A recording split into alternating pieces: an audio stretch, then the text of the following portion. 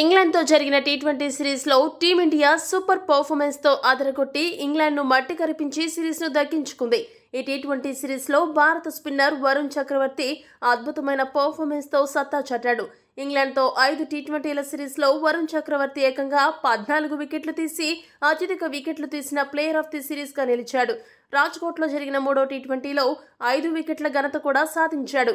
ఈ క్రమంలోనే ఇంగ్లాండ్తో జరగబోయే 3 వన్డేల సిరీస్కు కూడా వరుణ్ చక్రవర్తిని ఎంపిక చేస్తున్నట్లు బీసీసీఐ తాజాగా ప్రకటించింది. సెలక్షన్ కమిటీ ఈ మేరకు నిర్ణయం తీసుకున్నట్లు బీసీసీఐ మీడియా ప్రకటనలో తెలిపింది. దీంతో మొదటి మ్యాచ్ కోసం ప్రస్తుతం నాగ్పూర్లో సాధన చేస్తున్న భారత స్క్వాడ్లో వరుణ్ చేరాడు. ఫిబ్రవరి 6 నుంచి ఈ వన్డే సిరీస్ ప్రారంభం కానుంది.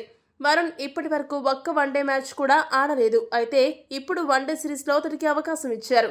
ఈ వన్డే సిరీస్లో గనుక అతడు సత్తా చాటితే ఈ నెల 19 నుండి ప్రారంభం కానున్న ఐసీసీ ఛాంపియన్స్ ట్రోఫీ స్క్వాడ్లో అతడికి అవకాశం దక్కుతుంది. మరి వరుణ్ చక్రవర్తి ఈ వన్డే సిరీస్లో ఎలాంటి మ్యాజిక్ చేస్తాడో వేచి చూడాలి. ప్రస్తుతం అందుతున్న సమాచారం ప్రకారం గంభీర్ పట్టుబట్టి మరీ వన్డే స్క్వాడ్లోకి వరుణ్ని ఎంపిక చేయమని బీసీసీఐని కోరినట్లు తెలుస్తుంది.